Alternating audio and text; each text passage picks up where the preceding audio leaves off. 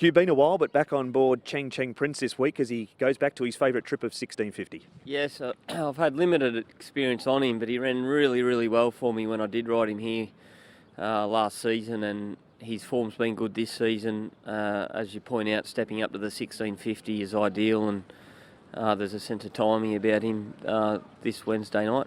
He looks to be a tough, versatile horse too. He can be put anywhere in the race, can't he? Yes, he can. He's very adaptable, and you know, it's just important over this trip that he does get into a nice rhythm.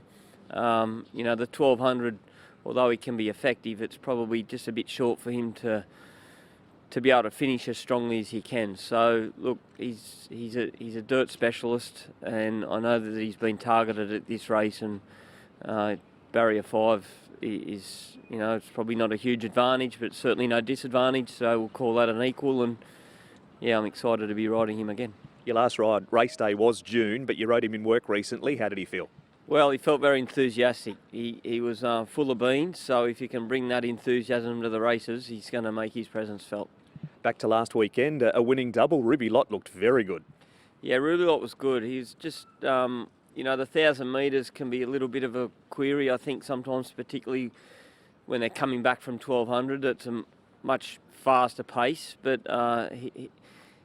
he found his feet and started travelling mid-race, and I was pretty confident if I had room he was going to finish like he did. I was a little concerned about the 150 metre mark, that the horse was going better than the gaps, but I found some space late, and he was really strong. And what did you make of California Spangle? Well, I think he's under par. You know, I think, you know, I was a bit disappointed with him. I was hoping for more. I wouldn't say I was expecting for more because his form has been a little under par. But look, hopefully we can get him back on track because, you know, in my humble opinion, I think if we saw the best of him, he'd be up to winning the race he ran in on Sunday. But he's just not in that form at the moment. But there's plenty to look forward to with him. Mark, he was going well, Mission Bravo, until last start. Did anything come out of that race for the down-the-track performance? Oh, look, he pulled up with a minor issue, but look, he's trialled solidly since then, and look, he's back on track and back on his favourite surface. Those 2 trials he's had, were you happy with both of them?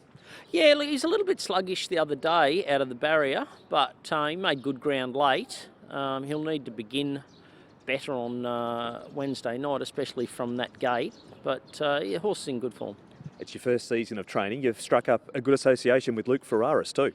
Yeah, no, we have, and look, I always had my best results in Sydney when I worked quite closely with my jockeys, and Luke's, you know, he's prepared to put in a little bit of work early, and we get on well. Happy with how the season's going, in particular the all-weather horses are going well? Yeah, look, you've just got to work out where they're best, you know, where they're all best placed. Certainly the transfer horses have been very handy, but at least we've got got a bit of ammunition for the second half of the season, the new horses, and it's just about being patient until they're ready. Angus, class drop this week for CAMPIONE. Is that just what this horse needs? Yeah, he dropped to class 3 right now. I think he's very competitive in class 3. I think before the start, in the class 2 in Happy Valley and Shouting as well, he can't get a good run because the pace a bit too quick for him. I think the best performance would be put in the front, let him happy to keep rolling, like the trials.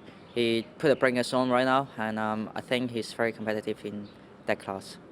Speaking of the trials, you did trial him between races. Were you happy with how he's been in that trial? Yeah, I would say he a little bit too casual in the early season, so we're just trying to make him work a little bit harder, and I think his mind's changed and he getting competitive. And the all-weather track, is that his best surface to race on? I think the grass may be the best he on, but he doesn't really mind the dirt track as well. I think as long as he's happy in front, keep rolling, and I think he hit the life very strong. You rode the last piece of work on him leading into the race. Did he feel good? Yeah, he was feel good.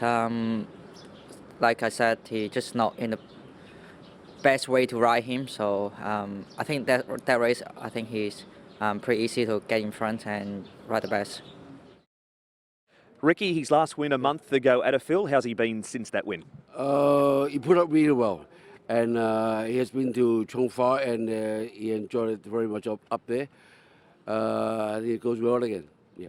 Another good draw this week. That's something he hasn't had much luck with, is the barrier draws, isn't it? Yeah, this time he had a much better draw, and same sort of a feel, and it seems to me that third service he enjoyed it very much. You've given him a trial since that last win. Hugh rode him. Were you both happy with the trial? Yeah, we only give him a soft trial just in order to keep him happy, you know. That's what you want. Barrier number 3, what are the tactics likely to be?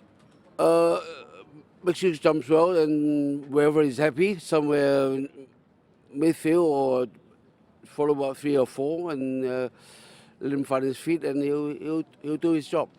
Let's go back to the Stewards Cup. Congratulations with Thank Voyage Bubble. Has he pulled up well? Thank you. Seems nothing happened to him. He's magnificent. What's the plan going forward with him at this stage? We haven't really decided yet. We'll have a good chat with the owner. Yeah. The presentation, have you ever seen more people on the Sha-Tin track for a winning photo than Voyage Bubbles on the weekend? They told me it's a record, close to 100. Yeah, it's a new record for for this enjoyment.